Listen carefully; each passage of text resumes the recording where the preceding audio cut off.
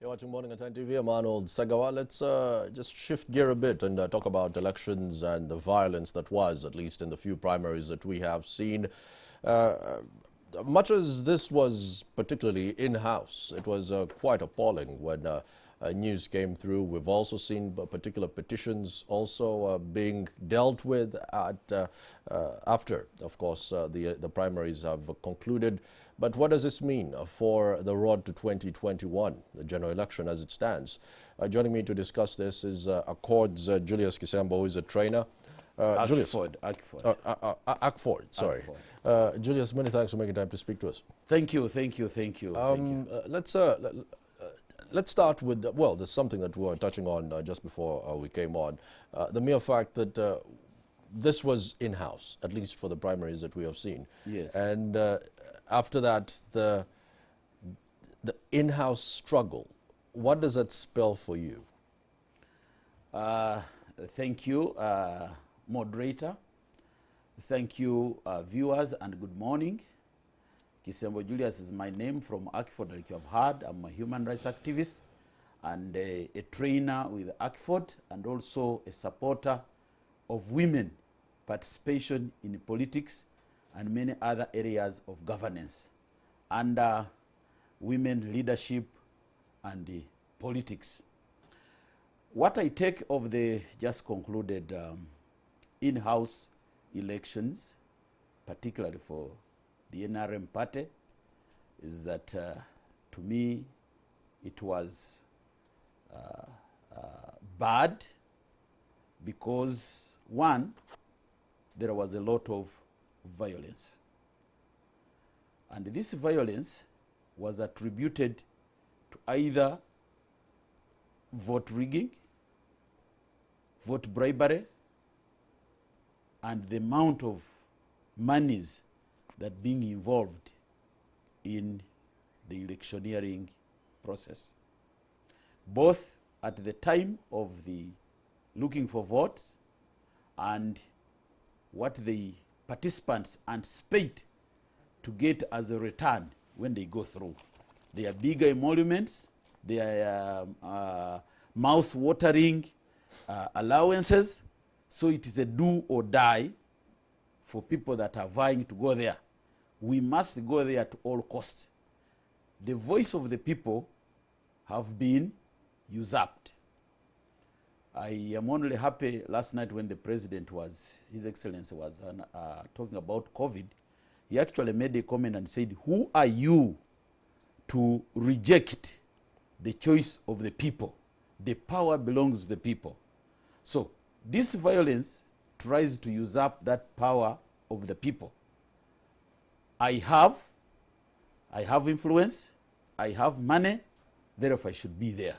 But before we talk about rejecting the voice of the people, it is one thing to reject the voice of the people. It is another to see videos spreading where someone is giving out notes of money to whoever is in the queue. So that's the thing that we always talk about is electioneering mishaps are a process. It's not just one thing. So it's not particularly a matter of you rejecting the voice of the people, but leading up to the election, there's things that transpired. So it's not fair for us to just conclude at the end, but leading up to that. Yeah, the word rejecting the voice of the people, I think, is a big. Let's start from, we are in the queue and somebody is dishing out inducements. This one has also now killed the democratization process, where we say we are given a chance to hear from our candidates, to take our informed decisions based on what they have put before us that will help us. They are coming here to serve us. They are not coming to earn. So what is it that they are bringing on table that we can take them on and say this one has a better plan, this one has a better point of action than this one? Now, we are being captured in the line. And do you know what it means when you are given money in the line? You have seen people shift immediately from one line to another? Is it an informed decision of the voter that I change at that particular time? And then two, have we exhausted the avenues that were supposed to be at our play in order for us to go into an election? Or we are just being ambushed and told tomorrow there is an election. The other day we are going to elect. Where is the civic education? Who is telling the people what to do? The system has left it to the people that are vying for those posts to tell us what is going to happen.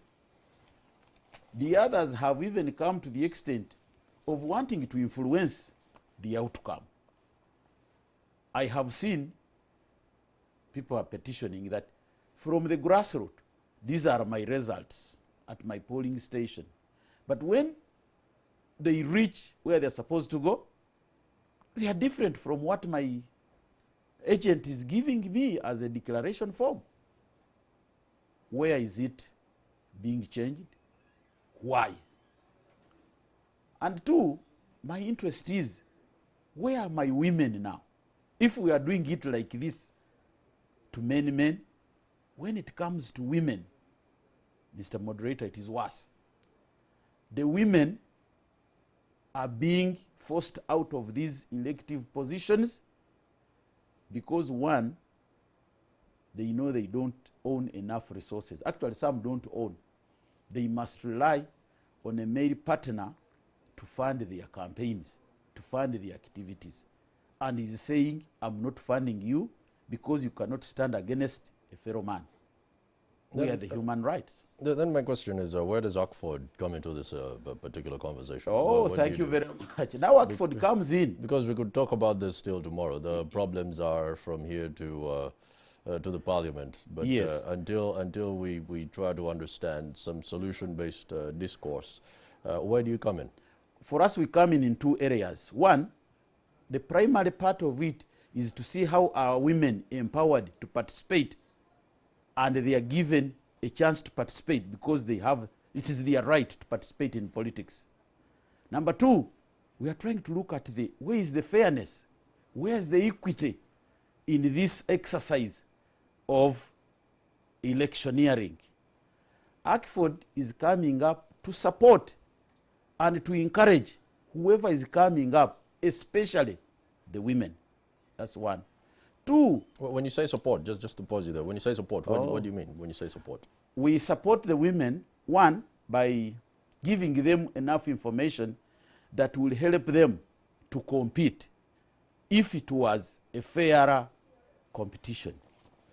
But we are also telling them, don't give up on the account of saying the ground is not leveled. Continue participating because they are people, there are mechanisms that will help you to come out. What are they? One, we start with the government has put up what we call affirmative action.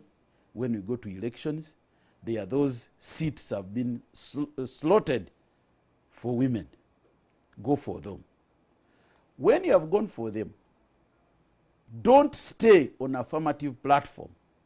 Once you have gained prominence, once you have gained the skills, move to other open seats so that these other affirmative action or places can help bring up the other women. And then they also come up. Then we keep on offloading. I see what you mean. I see what you mean. My problem then is... thirdly, moderator, yeah. Oxford is coming in to fight with others the voices that come along with an electioneering process.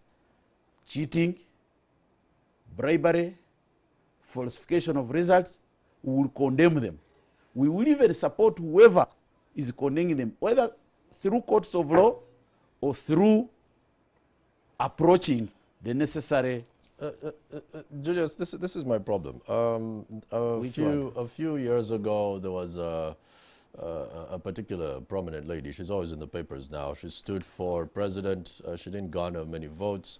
Fast forward to where we are right now. She's got a juicy job you know, working somewhere now in the government. Yes. There's another one who stood again, well, for the presidency. She even went as far as being at one of the panel discussions, the town hall debates, and then at some point she asked for a job, you know, from the incumbent. What then is that? Because yes, we could talk about affirmative action, but it seems like when they get somewhere, that this person is maybe standing against a prominent person, they get the airtime, they get the awareness, then, you know, you might as well get somewhere, get slotted somewhere into the government or the incumbent party, and then, you know, you get comfortable there and get your paycheck, and then you keep quiet. What do you say to that?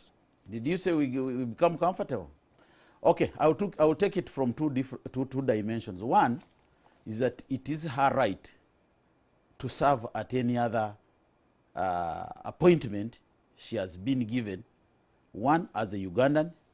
Two, as her right to do that, to give back to her people if she's employed somewhere. Two is that she also had a vision while she went to the politics. Is her vision being addressed in that new appointment? Let's leave it at that. The other one is, if it is given as an inducement to reduce her effective participation, then we condemn that one. We do not want that kind of bravery. We do not want that kind of action.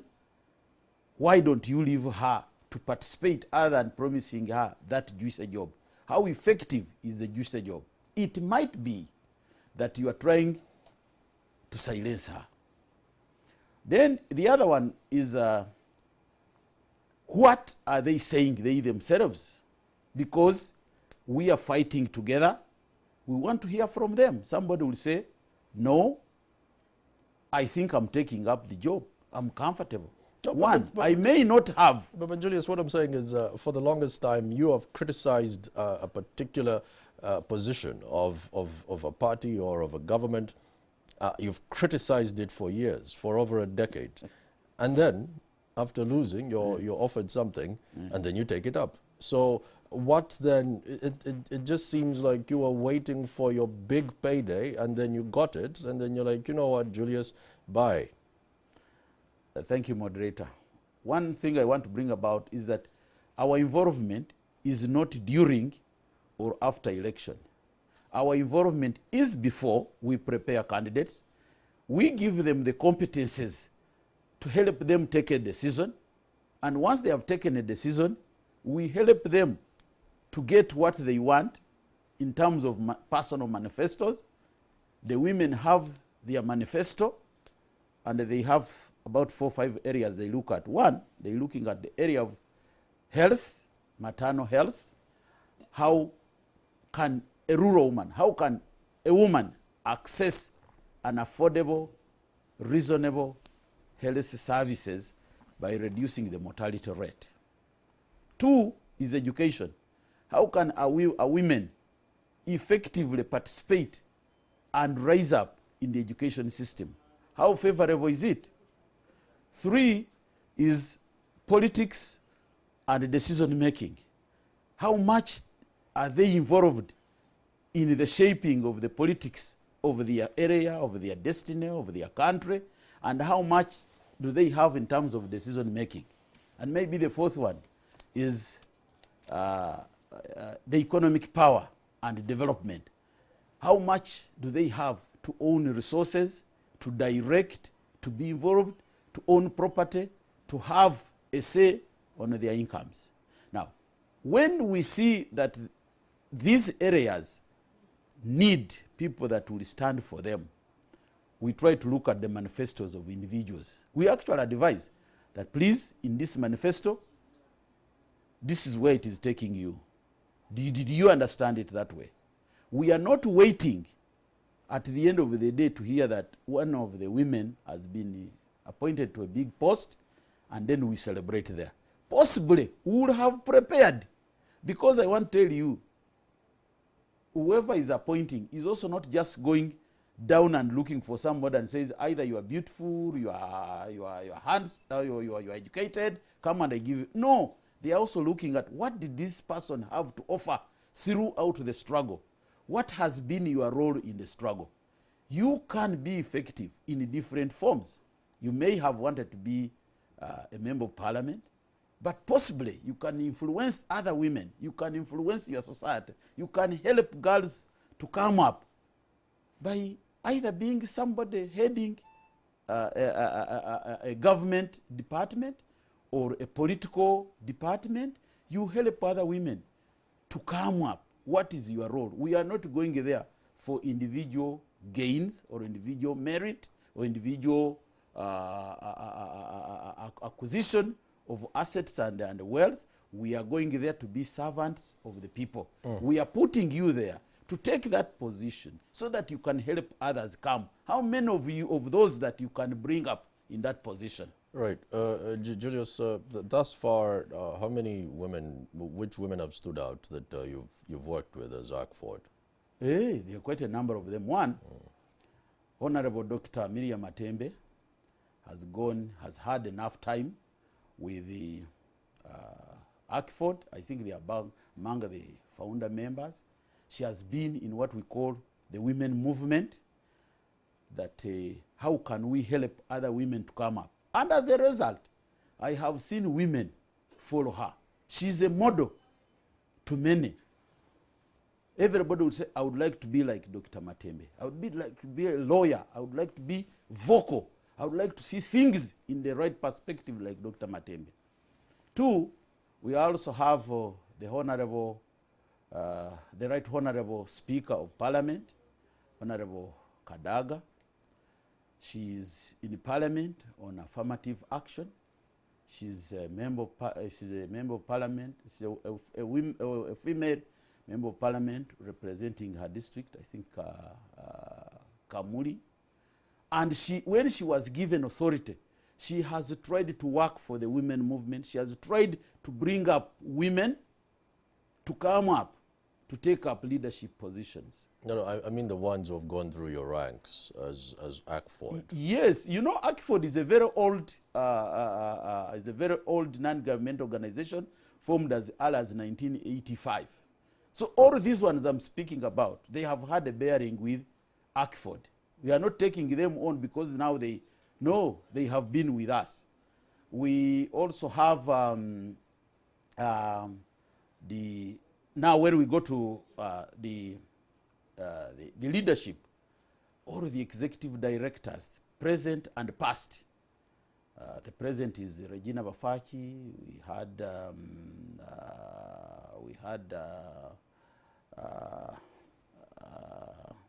And the chairman of the board. We had all of them, but they were members first of ACFOD.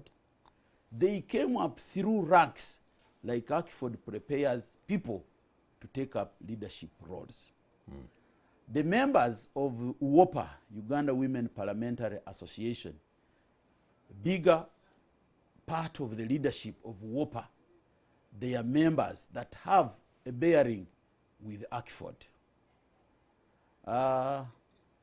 What we call the women movement, that which tries to see how our women come up together with others. There are many players in the women movement. They come together and sit and put policies and ask women to come up so that they can evaluate their participation. And they have done so. We are proud of those women. We have women in leadership, in the district leadership. We have women in the parliament. We have women in the councillors. And we also have women that are doing a good job. We had, for instance, the former executive director, KCCA, Jennifer Musisi. We are proud that what they did is seen amidst a lot of pulling down left, right, or north and south. They have left a legacy that when you look at, for instance, in Kampala, I think all the major, the 5 divisions of Kampala have at least 40% of their roads tarmacked under the leadership of Jennifer Msisi. It's not because that there couldn't have been other leaders, but she stood out prominent. And when these other women, these other girls down see us talking about the contribution of these gallant women, they are also encouraged. They say, this is my role model. I also want to be a good lawyer. I also want to be a parliamentarian. I also want to debate on the floor of parliament, like Honorable Winnie Kiza, who was for some time the leader of the opposition. She really represented the interests of her constituency, the women, Honorable Cecilia Ogwal. These are the people, Honorable Beatrice Anywa. When they stand, they will really speak for the cause of the women, not for themselves. I get where you're coming from, but these are all, when do you morph this conversation on to the next step, which would be these women going for the kill and going for the top job? Okay. All of these are, well, one of them who you mentioned was very buoyant the other day about how she delivered a change in the constitution for another party to actually stay around some longer. This is all being a conduit and secondary. When do you move towards this is what we're pushing for these women to get to be Angela Merkel, to be a Margaret Thatcher, to be President Ellen Sirleaf Johnson? You understand? Yes, I do. Because everything that we're talking about, we're at parliament level, we're at councillor level, you know, leader of opposition, Winnie Chiza, well, she broke a barrier. Yeah, she broke the barrier. She literally shattered the ceiling. But now, what are you doing to move that to the next step, which is not delivering constitutional reforms so that the incumbent sticks around longer, but you going for it? Thank you very much. In the politics of our country, we have, you and myself have seen there are many factors that are influencing the outcome of the politics. One is that there is, I want to call it, is it impunity, something like that? What I want is what goes through. And how does it go through? We have heard that there are inducements. They will, when you want this, they will say, okay, give me this, I give you that. We have heard that. These women, when they want to come up, for instance, there was a rumor, I think last year or the other year, that Honorable Kadaga had the intentions of standing as a president. I saw the debate in parliament also changed. They started accusing her of sidelining with the opposition. They give her, she gives them a lot of time. The NRM ruling party is given less time. But what are you going to tell the people? Somebody says, I have something to say. And when he says it, and it is it. So what do? You are a Speaker of Parliament. It's not because that you are favoring the other one, but you want to hear what the other one is bringing out. You are also given a chance. Sometimes they ask these ministers, and the ministers are not in Parliament. At one time, actually, the Speaker, I sympathize with the Speaker, says, but the minister is not here to explain this. And the other time we told him or her to come, she didn't come. We don't know why they don't come. They are the busiest. So what do? You give a chance people who can speak about it. That's one. Two, even those other women in Parliament or in other spheres that try to think about fronting a woman president, or even any other higher political post, these women are threatened. These women are discouraged. They are either sacked if they are in the elective, in the appointment positions, or they are transferred in less effective areas. But we have not had a system that is really fully supporting a woman who is coming up to develop her potential. There is a ceiling which I think has been put up for women. But in our struggle, I want to say on this television that the kind of struggle we are in, the kind of information, the kind of determination that we have, one day we are also going to have a woman president for this country. We are also going to have, we already had the vice president as a woman. She also did a commendable job. But like you know, sometimes you are acting in areas where your independence is also impaired. Sometimes things don't come the way that you want them to be. My appeal, and I appeal for women activists, particularly ACFOD, is to have systems that are supporting our women come up for higher posts. We want a president, a vice president, a prime minister in this country who are women. But Julius, just before I let you go, that's where we are not in sync. I hear that we want. I don't see the how. Do we need structural reform? And if so, where does ACFOD come into that conversation, or what are you doing particularly there? Because you cannot tell me, let's say, the former Vice President Specioza, Vice President Specioza Wandera Kadikazibwe did a spectacular job. Doing what? Okay. What did she do? Okay. If you tell me that, let's say, Ms. Allen Kajina did a spectacular job at URA, you can see that maybe our tax to GDP ratio was here, then it went here during her tenure. Do you understand? Yes, I do. That is quantifiable. You cannot tell me, I need the how. That's what I need to hear from you.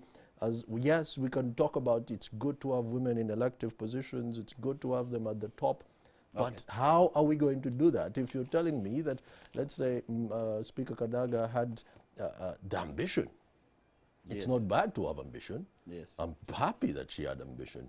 And then maybe she was, again, you It said this was a perceived, rumor, right? I love how you put it. But I'm not getting the how. That's what we need. That's structural reform. And if so, where does ACFOD come in and what are you doing? Oh, thank you very much. First of all, let's answer the how. Level the ground in terms of politics by accruing a fair chance, equitable chance to everyone who wants to participate. There shouldn't be any pull downs, because even when we start from the grassroots, that how is whenever a woman comes up to stand, people there have branded these are men seats, these are women seats. And what they call the men seats, they actually, under the electoral commission, they are open or directly competitive posts. But the society around us, the community, has dressed them up that they are men or women. They will ask my wife, they will ask my daughter, where are you standing with the man? Now you are saying how ACFOD has come up. We have come up to advocate for fair play, for fair democratic laws governing elections, that if it is a crime in the election process, let us all be treated the same. If it is bribery, let us speak against bribery, all of us. Nobody should bribe a voter. If it is facilitation, are we getting the equal facilitation? I have told you the areas where they have put women. One, she's either they are allowing her as a district chairperson, or a woman member of parliament of a district. These two constituencies are big. Why? When she comes to say, I'm standing with Mr. Chisembo in this constituency, and they are saying, leave Mr. Chisembo, this is a seat for men. No, we are telling people, we are telling our electorate, encourage that woman to stand with Mr. Chisembo. Let her bring out her programs for you. Let Mr. Chisembo bring out programs for you. Then you people decide, I think this lady has a better program for us than Mr. Chisembo. Or Mr. Chisembo has a program for us better than that woman. Take a decision on what they are going to do for you. But what it has come is they really belittle, they really pull down our women. And the women sometimes get discouraged to vie for higher positions. Two, we have, as ACFOD, we got involved into enacting laws that protect women. For instance, those ones that are in abusive situations. Domestic violence is one of the vices that has hindered women participating. Recently, I saw in a social media, one of the civil servants in this government actually discouraged his wife from participating. Yes, yes. And he said, I will lose my job if you participate on a different ticket other than the ruling one. I think where is now the respect for rights? My wife has a right to stand for elective politics in the party that she prefers. She has seen ABCD there. Let her convince me, or let me convince her that, you know, that path for ABCD, I think would do ABCDEF, rather than saying, please, if you are taking that route, go away. Julius, many thanks for making time to speak to us. That was Julius Chisembo, who is a trainer at ACFOD, just giving us the very sophisticated ground that is women and violence in elections. Let's take a quick break. We'll be back with more Morning at 10 TV.